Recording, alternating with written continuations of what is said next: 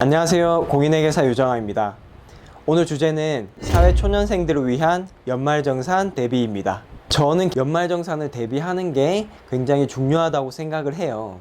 근데 막상 여러분들 선배들도 그렇게 막 많이 준비하고 있지는 않아요.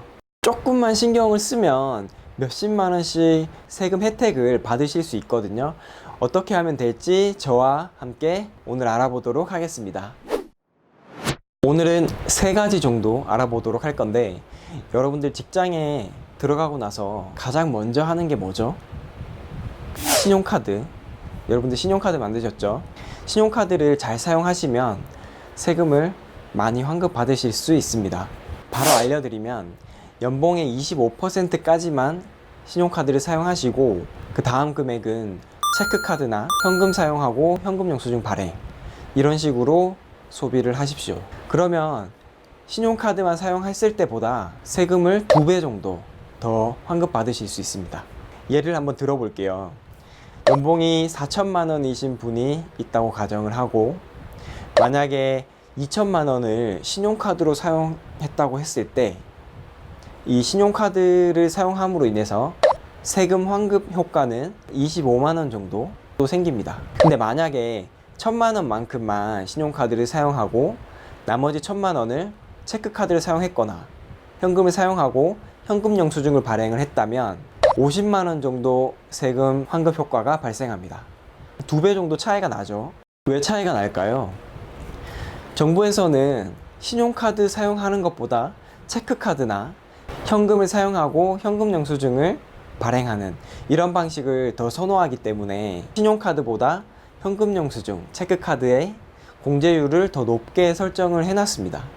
물론 한도가 있기 때문에 무작정 많이 세금을 환급해주진 않습니다. 그러면 내가 얼마 정도 체크카드를 사용하면 될지를 한번 확인해 보도록 하겠습니다. 총급여가 7천만 원 이하이신 분들, 이런 분들은 1,000만 원, 7천만 원 초과 1억 2천만 원 이하이신 분들은 833만 원, 총급여가 1억 2천만 원보다 더 높으신 분들, 이런 분들은 666만 원, 요만큼까지만 사용을 하시면 됩니다. 더 사용해봤자 세금 효과가 없기 때문에 오히려 신용카드 사용하시고 포인트를 적립하시는 게 더 이득일 수 있습니다. 그 다음은 주택청약종합저축입니다. 청약통장 많이들 만드시거든요.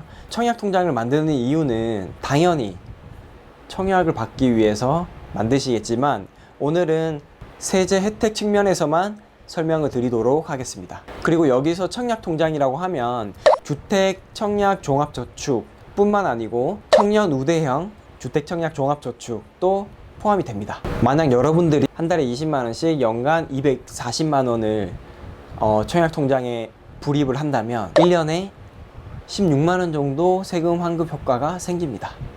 물론 이 20만 원이라는 숫자는 제가 맥시멈으로 잡은 숫자고, 여러분들이 이 숫자를 줄여도 상관은 없습니다. 대신에 환급받는 금액은 조금 작아질 수 있겠죠. 세금 환급받는 금액을 보시면 웬만한 적금 통장에 가입을 해서 이자 수익을 받는 것보다 훨씬 높습니다. 이 수익률이 훨씬 높아요. 1년에 240만 원을 넣으면 16만 원 세금 환급 효과가 생긴다니까요. 여러분들이 240만 원을 1년 적금을 넣었다. 얼마가 발생할까요? 요즘에 적금 이자율이 2%, 3% 받는다고 하더라도 16만 원에 절대 미치지 못하거든요. 굳이 내가 청약을 받을 계획이 없다고 하더라도 청약 통장을 만들어서 세금 환급 효과를 발생시킬 수 있게끔 그렇게 활용하시면 될 것 같습니다. 다만 요건이 있습니다. 이 혜택을 받을 수 있는 직장인들은 첫 번째로 연봉이 7천만 원 이하여야 됩니다. 그리고 두 번째로 집이 있으신 분들은 이 혜택을 받으실 수 없습니다. 무주택자이면서 연봉 7천만 원 이하이신 분들만 이런 혜택을 받으실 수 있습니다. 그리고 청약통장을 가입을 하실 때 소득공제를 받으려고 하기 때문에 어떤 서류를 제출하면 되는지 은행 직원에게 물어보시고 요구하는 서류를 제출하시면 되고요. 만약에 이미 기존에 청약통장을 갖고 계시는 분들도 이런 서류가 등록이 안 되면 연말정산 때 혜택을 받을 수 없기 때문에 꼭 본인이 청약통장에 가입되어 있는 은행에 문의를 하셔서 소득공제를 받을 수 있게끔 미리 세팅을 해 놓으셔야 됩니다. 세 번째는 취업 때문에 다른 지역으로 이사를 하거나 혹은 다른 이유로 자취를 하시는 분들, 이런 분들을 위한 내용입니다. 취업을 하고 나서 혼자 살고 계신 분들이 굉장히 많아요. 이런 분들은 월세, 전세, 반전세, 보통 이런 식으로 살게 되죠. 뭐 이거는 당연한 얘기인데 매달 어떤 월세를 내고 있다 하시는 분들은 꼭 전입신고를 하시고 임대차 계약서를 버리시면 안 됩니다. 연말정산 때 월세 세액공제를 받으려면 이런 서류들이 있어야 되기 때문에 여러분들이 미리 그 작업을 해 놓으셔야 되는 거고요. 그러면 월세 세액공제 얼마나 받을 수 있나요? 우선 연봉 7천만 원 이하이신 분들은 월세액의 10%, 연봉이 5,500만 원 이하이신 분들은 12% 이렇게 돌려받을 수 있습니다. 그럼 연봉 7천만 원 이하이신 분들은 어떻게 되나요? 해당 사항이 없습니다. 지금 제가 말씀드린 연봉이라고 하면 총급여액을 말씀드리는 거예요. 이게 7천만 원이 넘으면 정부에서는 니네들 좀 먹고 살만 하잖아 이렇게 생각을 하는 것 같아요. 그래서 아까 청약통장도 마찬가지고 지금 월세 세액공제도 연봉 7천만 원 이상이신 분들은 해당 사항이 안 됩니다. 그리고 또 먹고 살만 하신 분들이 있죠. 집이 이미 있으신 분들, 집이 이미 있으면 본인이 월세를 살고 있다고 하더라도 월세 세액공제를 받으실 수 없습니다. 그리고 집이 있는지 없는지 이 기준은 연말 12월 31일 기준으로 집이 있으면 혜택을 받으실 수 없습니다.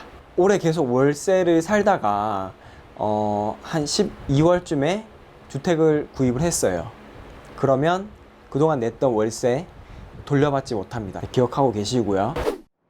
이렇게 세 가지 정도 말씀을 드렸는데 이 세 가지 정도만 알면 사실 연말정산할 때 세금을 뱉어낼 일이 없을 겁니다. 그리고 환급 받으시는 분들도 환급 받는 금액이 확 늘어날 거예요. 이거는 사회초년생 분들을 위한 영상이긴 하지만 직장인 분들이라면 반드시 한번 생각해 볼 만한 내용입니다. 자, 그럼 멋지게 직장 생활 하시고요. 저는 다음 시간에 또 좋은 정보로 찾아오도록 하겠습니다. 감사합니다.